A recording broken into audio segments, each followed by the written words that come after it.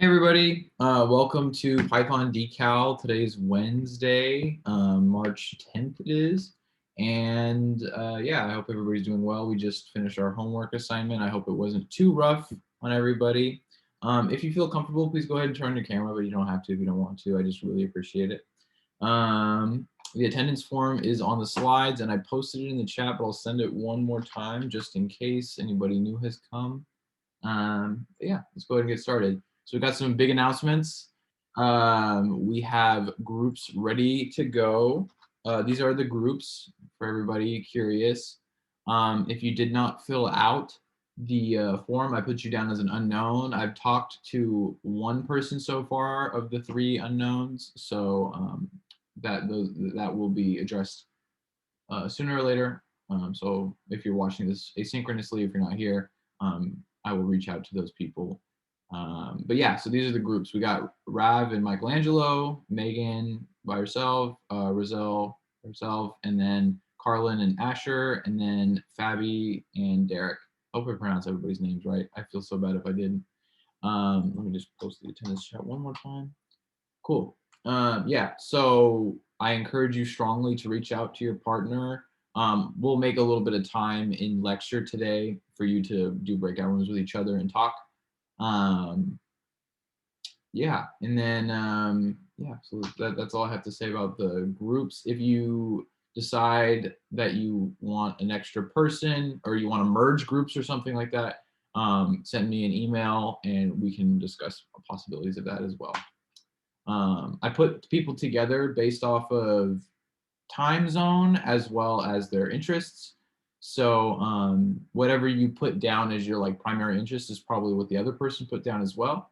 So just keep that in mind when you do your project, but don't worry, you don't have to stay attached to one idea. In fact, I encourage you to brainstorm and think about cool things to do for your final project. Homework 5 was just due. Well, it wasn't too bad. Homework 6 will be pushed back to next Friday. So we're granting extension for everybody on homework 6 because we're going to ask quite a bit from you next week. By next week, homework 6 will be due Friday. And then your final project proposal is getting pushed back to next Wednesday. So instead of Monday, we're going to give you till Wednesday because we want to give you at least a week to write your project proposal. And we want you to do it in LaTeX. That is a must. But here's some ideas for your final projects for your brainstorming. You have to do this to pass the class. There is no like workaround that. If you're auditing the course though, don't worry about it. It's not important if you're auditing. But if you are taking this class, you have to do it to pass. I wrote down some potential ideas for inspiration: end body simulations, collision simulations like a pool game, analyze some astronomical objects, make a light curve for a supernova, construct an HR diagram, maybe with Gaia data, and analyze it, plot the trajectory of a pendulum or double pendulum if you want to be really ambitious, or maybe like a simulation of that, simulate transit method between exoplanets and stars, ask us for more information or ask us for more ideas if none of those suit your fancy and you want to try something else. You can even animate fractals or something like that. That might be a really fun, pretty project. But yeah, just something to show us that you've learned something cool and something that you can put on your professional website by the end of the course. I want everybody to make one of those, and something that you can put down on a CV, right? Say like, hey, I made something pretty cool in this class, and I have a deliverable, if anybody was curious. So that's important. Lots of cool stuff you could do. Here's a pool game, for example. The transit method that I was talking about right here, that was done by somebody in 109. Here's like a galaxy simulation or something like that. There's a double pendulum, phase-space chaos. If for those of you who might be in a 105 or taking like advanced mechanics classes, yeah, you can do more stuff. You make HR diagrams that are really pretty like this. You can analyze light curves of supernovae. You can use lots of Gaia data. That's like an open source, fun, like super vast data set, thousands and thousands of data of stars and variable stars and all sorts of fun stuff. So if you want to map like our Milky Way galaxy or something crazy like that, you can do that too. The final project proposal has to be done in LaTeX. I said that once before, I'll say it again. We'll teach you how to do that today. Don't worry. If you don't know what LaTeX is, we're going to go through that in a bit of detail today, and it's due March 17th. That is next Wednesday. It will be due before class next Wednesday. In particular, I'd love it if we can discuss everybody's project proposals in class. So please have it submitted, and we'll go through them as groups and stuff, and you can tell each other what you're doing. Cool. Some notes on like what the final project proposal needs in this LaTeX PDF. It needs a title, of course, introduction plus an objective. I really encourage you to make a pretty cool title, something fun. It's always fun to see. Definitely need like an introduction or like a background and like what you're trying to do, like an objective. Proposed methods is pretty useful. I would recommend putting that in there. You know, like how are you going to simulate a solar system? If that's your project, how in the world are you going to do that? Are you just going to tell it to do that? Because that doesn't really work. You need to specify, oh, I'm going to use like a while loop. I'm going to use a differential equation solver. I'm going to use this library to do this. We need a bit more information so that we know you at least thought about it enough to, you know, do a little research on the scope of your problem that you're trying to do, or your project. You need an expected outcome or deliverable on your project. So or on your project proposal. So what is going to come out of this? Are you going to make a video? Are you going to have like an interactive demo or something? Are you just going to make a plot? Stuff like that. We need like expected outcomes. What do you expect to see, etc. And then references. If you use any websites, I'm almost certain everybody here is going to be Googling a lot, finding snippets of code online to help them do their project, speed up the process. If you come across anything like that, you definitely need to cite it. Cite a website, cite a whatever with links and stuff. Or if you find a research paper or something, that'd be a little advanced, but if you find like a paper or something on, I don't know, like an HR diagram that you want to analyze or whatever, then by all means you got to cite it. We encourage a little bit of references. We just want to know that you are looking around places and trying and like, you know, exploring. We want to see where you explored and what you looked at. So length, I mean, there's no mandatory set limit or anything like that, but roughly 2 pages I think is a good amount. I prefer not to see a 1-page document with like 5 sentences on it. That would be kind of annoying. And I also would not like to see a 10-page paper because I promise I won't read it. So like a 2-page is a good shot. I would prefer like a 2-page roughly, somewhere along there for your final project proposal. Is there any questions about that?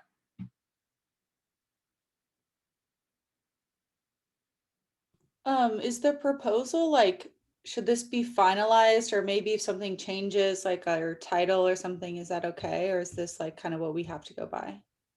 So I mean, you can always change it, but I highly recommend once you make your final project proposal, that's kind of like the project you should stick with, because you don't want to like change your mind last week and then like have to do a whole new project that you haven't been able to think about much in like a week's time. So I mean, obviously, if small things change, then you can change the title or whatever, but I won't really care that much. It's more for you. The whole point of this final project proposal is to have a document that you could show. Like if somebody asks you, what did you do in this class? What did you do in the Python decal? Why is this on your CV? You can show them a project proposal. So I encourage you to put a lot of effort into it, make it look nice. You can say, this is what I set out to do. This is the code that I wrote. This is what I got out of it. This is what I did. So the more effort you put into this, the better. And if you decide you want to change a title or something, or make it more fancy, you can do that afterwards. But I just need like a file by next Wednesday, showing me what you're planning on doing, or us, I should say. So does that answer your question? Yeah, that does. And then you said next Wednesday, is that gonna be at 5 too? Yeah, it'll be due before lecture. Okay, I'm just putting it in my calendar. Thank you. Cool. Yeah, and we want to do before lecture because we want you to be able to share it with everybody. We'll go group by group and say like a 2-minute summary of what your project is going to be. Yeah, cool. Any other questions?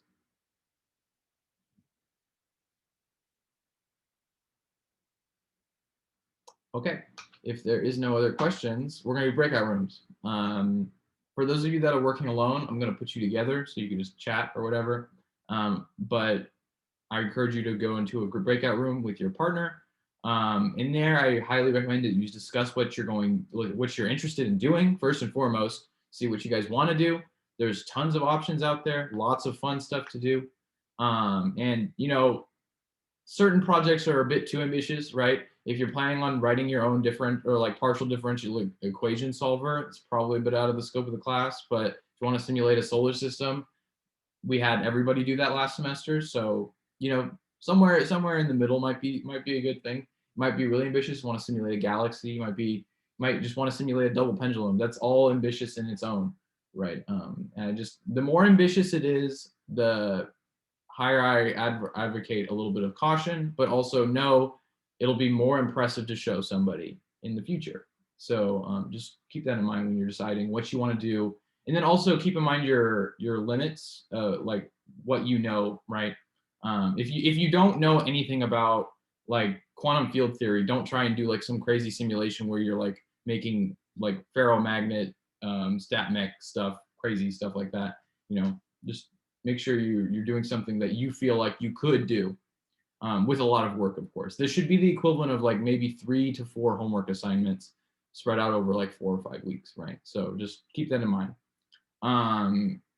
Yeah, and if they aren't here, send them an email, start discussing what you want to do over email. And if time permits, what is the 3 most important features of the AstroPy library discussed on Wednesday? If you run out of things to talk about with the projects, go ahead and talk about AstroPy. So I'm going to go ahead and make breakout rooms. I think we should do, how many groups we have? We had 5 groups. Let's do, well, maybe I can do assign manually. And we can do like 5 breakout rooms. Can I ask a question? Yeah, of course. I'm not sure if you mentioned this, but how will it be graded? Like, I don't know, like how much time should we put into it, stuff like that. It'll be graded basically off of effort in completion. I mean, I'm not gonna like sift through every line of your code and make sure it's right, but I mean, we'll all of the instructors will get together and we'll determine whether like how much effort you put into it. Obviously, this is a decal, right? So I mean, like, as long as you really tried, that's fine. We just want to make sure that you have something really cool to show for when you go to like apply for like a research or whatever, a research project with a postdoc or something. We want to make sure that you have something cool to show them, not like a piece of garbage, right? So for yourself and yeah, for your future and stuff, I just recommend that you do your best. But yeah, does that answer your question? Yeah, thank you.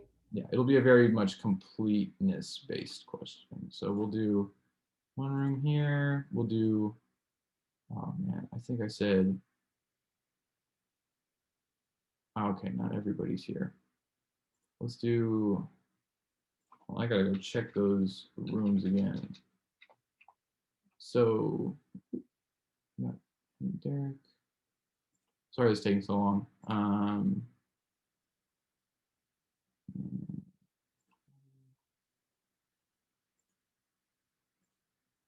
We got Asher, and then cool, and then Rab, your partner is not here, so I'm just gonna put you with another group. Okay, that's fine. Cool. Yeah, that's everybody.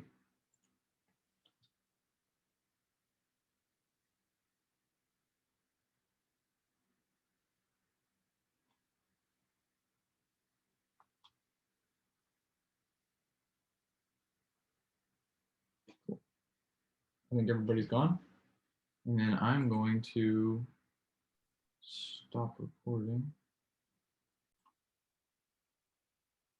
Can everybody see the screen all good? Cool. I hope that was useful for you. I hope you had enough time to at least start brainstorming with your partner, or if you're by yourself, then just thinking about your own projects and stuff. And if your partner was not here, I hope you sent an email or at least started to write an email to your partner. Yeah, please get started ASAP, talking with each other, what you want to do, brainstorm. That final project proposal will be due on Wednesday. And yeah, so is there any questions before I move on? I don't think we could talk about the AstroPi if anybody wants to, but I'm pretty sure everybody was probably busy with the final project stuff.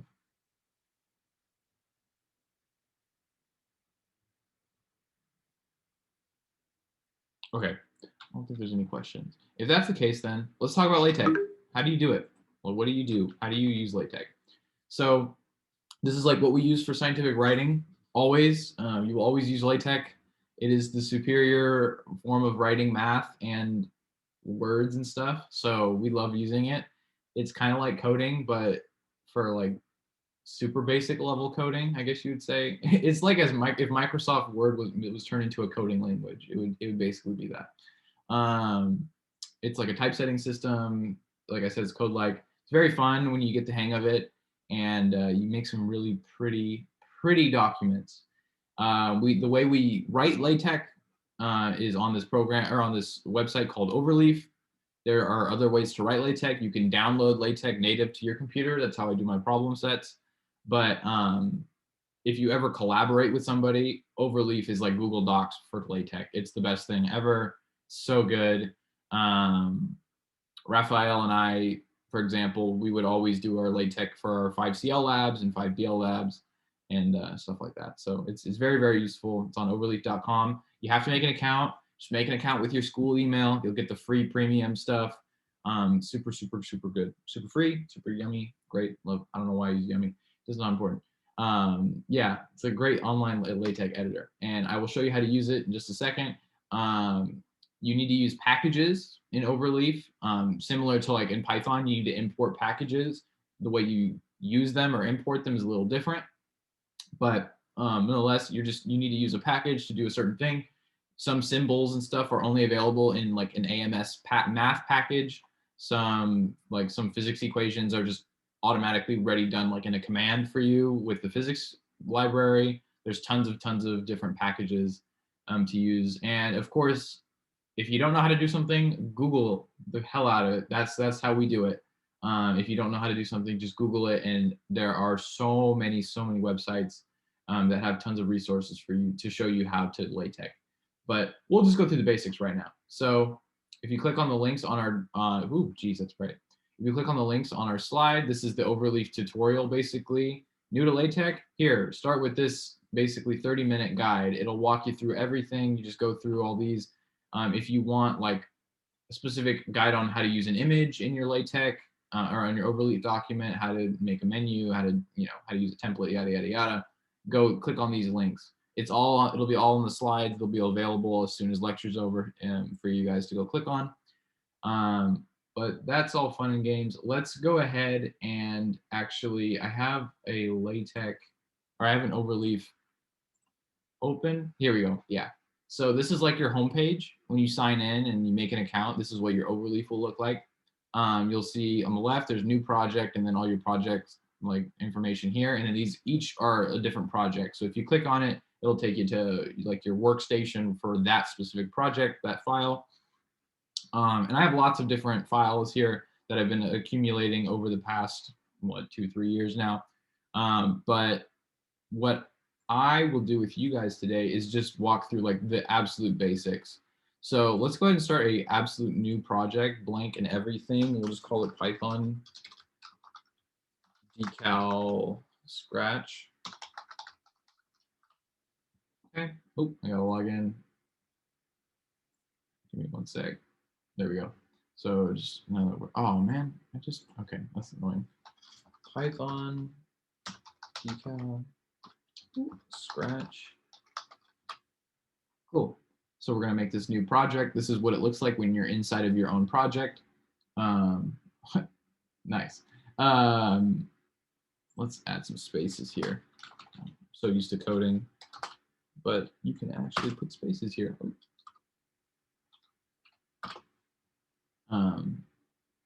Anyway, so this is where you write. This is kind of like your terminal coding, whatever you want to call it. This is like your coding file, basically. and it converts whatever you write on this file. I have it set to black background with some like tech with like colors and stuff, but that was just a personal choice. It might look a little different for you. And whatever you write here, if you press recompile, it'll basically it takes all of this code, compiles it into a PDF file, and spits it out right here visible to you. So if I write something, let's say in my introduction section, I say, hello, this is a new file. It's not going to immediately show up on the document right next to me. In fact, it won't show up until I press recompile. And what that does is it reads this whole file over again, this whole text file or LaTeX file. It's called a .tex file technically. It reads this, and it in the background it goes, okay, let me read this file. What's changed? Oh, something's changed. There's a new line. Let me recompile the whole thing and turn it into a PDF, and then you will see, hello, this is a new file. You can add lots of cool stuff to it. You can add math. You can add pictures and symbols and all sorts of fun stuff. I'm not going to go too hard with like all that. I'll let you explore that with all the tutorials that are available online. But there are some key things to point out about the structure here.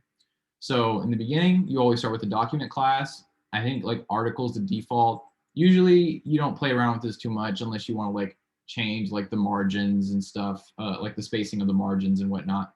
And usually you don't even have to worry about that ever because you can use a template, and I'll show you what a template is in a minute. But first we got to understand the basics of what's going on. So this is just like, ignore this use package. It's kind of like default. It's like UTF-8, something about like standard typing and on like on computer in the Western world or something like that. It's not important. What is important is other packages. So if I wanted to use a new package like math, I would need to use a / use package, and then you'll see all these different options. These are ones that start with an A, but I believe like AMS, fonts, math, etc., yada, yada, yada. These different packages give me access to a bunch of different commands in LaTeX, and I'll show you how you use a command in a second. If we keep going down, this is kind of like the header, right? So you have to have a title for your document. You have to have like an author for your document. There should be a space here. You need to have like a date. You set the date, whatever, / date. It's pretty simple. Like every command starts with a / and then like it's pretty self-explanatory. You always need to have a begin, a / begin line, and a / end line for your document, where document's the argument. Walks through this in a tutorial, so I'm not going to go too in depth with it.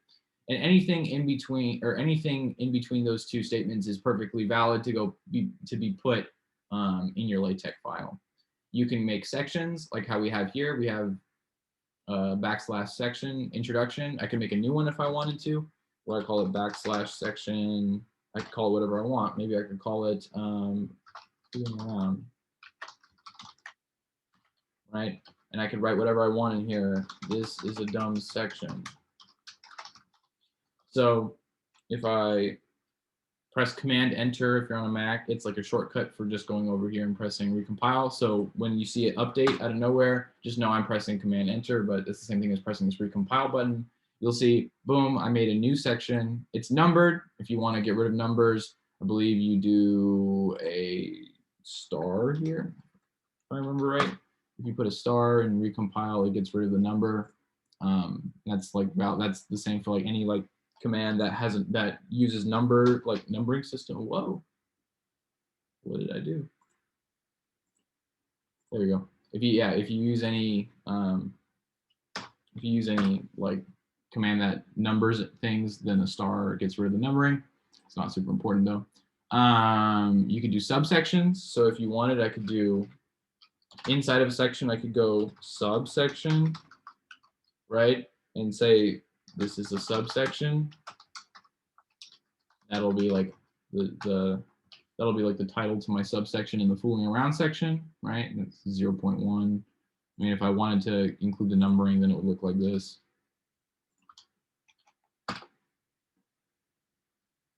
And so on. So if you're writing a paper or whatever, that's important to know. If you wanted to include math in your section or whatever, usually there's two ways of doing it. You could do an inline math statement. So like, check out this cool equation.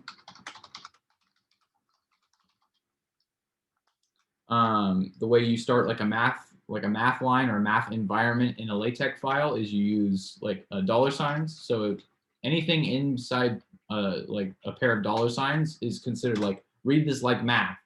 And there's a whole set of rules, but if I do some stuff like 4 pi is equal to j int, I don't know, x dx. Yeah, let's put that. So what this does, everything inside of this pair of $signs is read as math. Backslash name of variable gives you the variable that you want. So backslash pi gives you a pi symbol. Backslash int is short for integral, hence the integral. And then it just keeps everything in this like kind of like italicized math font that looks really satisfying. So any number or letter, if you write something like ABC, blah, blah, blah, it's gonna look funky. It's gonna look like a bunch of letters that are not spaced because it's reading it as math in this like weird italicized manner. So just keep that in mind. That's how you do like this is called an inline math statement, right? So it's inline, meaning it's like put in the sentence, so I can type around it. And if I recompile, you'll see it's like embedded in the sentence, but maybe you want it on its own line. There's a couple ways to do that. If you do a double pair of, or if you do a pair of double $signs, so set like $2 space $2, then this will put whatever equation I want on its own line. So maybe I want to say B is equal to E, I don't know, I think times is the command for like an X times V. I'm not, these are not real equations, but I guess I should, it's fine. If you pretend those are vectors, I'm not in the mood to look up what the command is to make a vector, but you can if you Google it. Anyway, you can make bold faces. I guess we can make it a vector. So if you want to make something bold, you use like mathbf command, and then any like, it's kind of like basically it's like a function in Python, and where it takes in an argument or whatever, and whatever that argument is gets turned into boldface. So backslash mathbf takes in whatever letter or math equation you want. Maybe you want to make this whole thing bold, then you could just put a mathbf and then it's curly brackets to like denote what goes inside of it. And you'll see, what does that do? It might be a little small. Here, let me zoom in. There we go. So what does that do? It makes that B a boldface, and we can do the same for everything. You can do that for E, and it'll make E bold and so on. You can keep moving around. Those are like supreme basics. Like that is utmost basic.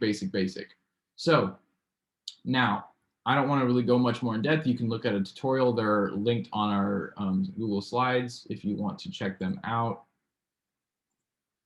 Right on all these links so you can check out later. But what I do want to show you with the, oh man, I'm running out of time. What I do want to show you is how to use a template, because that's what's the most important. And in fact, we're going to spend like maybe 5 to 10 minutes if we have time making our own CVs. So we're going to do, like, you can make a new project, and there's lots of options to make a new project. In fact, you can go to templates. In fact, you can go to CV or resume templates that people have already made for you. So you can pick any one of these. I don't know, let's just pick one. Like this one looks kind of cool. Pretty basic. If you want to use a template, you just open as template. And now basically you have access to this entire file. And there's a lot of like BS going on here that like looks super complicated. You got like tabulars and stuff, but you just look for like lines. So hey, mail to, and then you see like John, like you see this guy's email. Oh, there's his email. So that's probably somewhere where I could put my email. And oh, look at it, we're like, this is like a C section. It says experience. Oh, hey, that probably is referring to all of this here. Let me just replace my text here with what he has, or replace his text with what I have to say about it. And you can make a whole CV just like that. In fact, that's what we want you to do. My plan was to give you guys 10 to 15 minutes to do this, but we spent way too long in those breakout rooms. My apologies. So I'm just going to give you some examples of what like a good CV should look like really quickly. So let me go back to presenting. Oh man, that's not what I wanted to do. Sorry about that. So we did an Overleaf demo. I just really quickly, what is a CV? We need to talk about this. CV stands for curriculum vitae, aka an academic resume. That's all it is. It's just a academic resume that's solely meant for school and like professional stuff related to your schoolwork. It could be more than one page. That's a big thing about a CV. They can be lengthy if you want them to be. They're a bit more focused than a standard resume. They focus primarily on college experiences. So try not to put too much about your high school life. But obviously, if you're a freshman, that's kind of all you can put. So don't worry about it too much. And then a good CV contains these things: your GPA, research interests, research experiences, relevant coursework, programs you've done, etc. It contains skills like your Python. You should definitely put that because you're in the Python DeCal, Latex, Unix, etc. That's terminal stuff. And then like maybe outreach or teaching if you've done any of that in your life. And I want to show you just some examples really quick. So let me open up some examples of what CVs look like. What happened to my old CV? I guess I'll show you what my CV looks like first. Give me one sec. Can everybody see this? Like this CV? Yeah. So like I just found some random template on Latex or like on Overleaf. I used it and I just filled in whatever with my stuff. I mean, this has grown a lot and yours will probably not look like this because like if you're a freshman or a sophomore and you haven't had any experience, but if as your experiences grow, your CV will grow. I don't know where mine went. I had like my old one that looked really crappy. It was a page of just like I tutored in high school and that was it. And I managed to get research with that. So don't worry if if yours isn't super long or you don't have tons of stuff to put on yours, but nonetheless, that's it. You'll notice it has some key things. It has my GPA, my education, usually just put your undergrad, your research interests, that's important to have, research experiences. You might not have these, but hey, look at what I have on here. I have intro to research summer workshop I did. I have my physics 77 final project I put on there. So if you're in ULab, put your ULab on there. If you're gonna talk, probably I'm gonna talk skills. You should definitely have some skills. Python's a big one. Unix, you can all put Python in Unix. You've used it before. By the end of this course, you'll be able to put GitHub. I put some libraries that I know, NumPy, Pandas, Jupyter, etc. You can put a lot of those there for you. And then if you have any extracurriculars or fancy awards, you could put those on there. I highly recommend that. Let me just show you. I guess we won't have time to do like CV workshops, but I'm just going to show you a couple more examples of other CVs. This is another student. His name's Arjun. He's a grad student now. He got into Maryland, but this is like his CV. You can see he's starting his PhD, but he's got his BA at Berkeley. He has his research interests. As you become more into developed as a scientist, you will eventually have publications. But I don't have any of those, and I'm pretty sure nobody here has them. You have like selected honors and prizes. He's given talks and he's done posters and stuff, public talks. He puts his observing experience, teaching experience, community involvement, etc. This is pretty long. They all have a very similar format. And then this is another one. This is my friend Lister's. This is more of a resume style.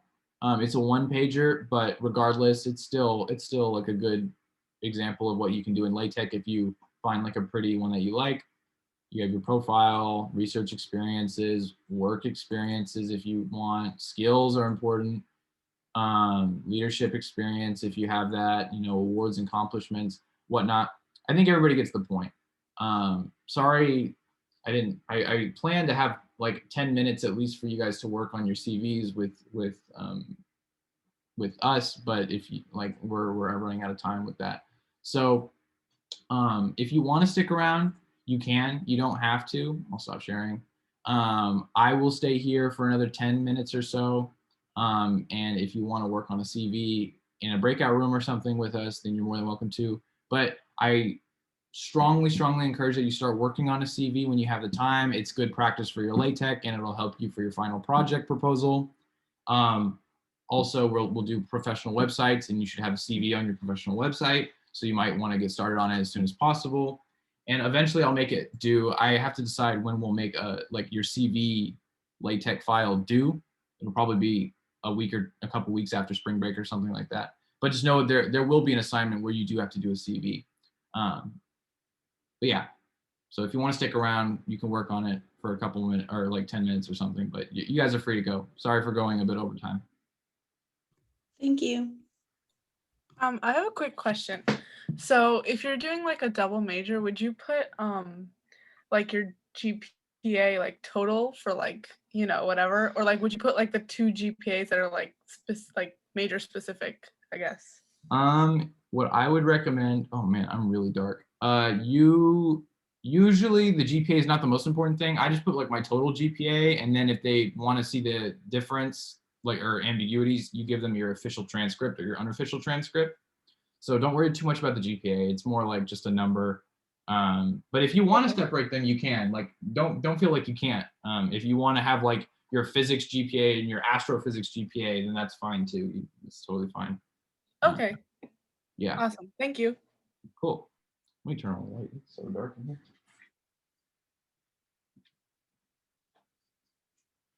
There we go. Yeah.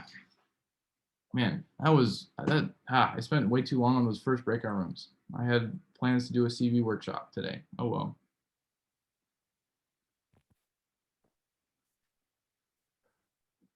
We're good. Yeah. Oh well. Anyway, did I stop recording?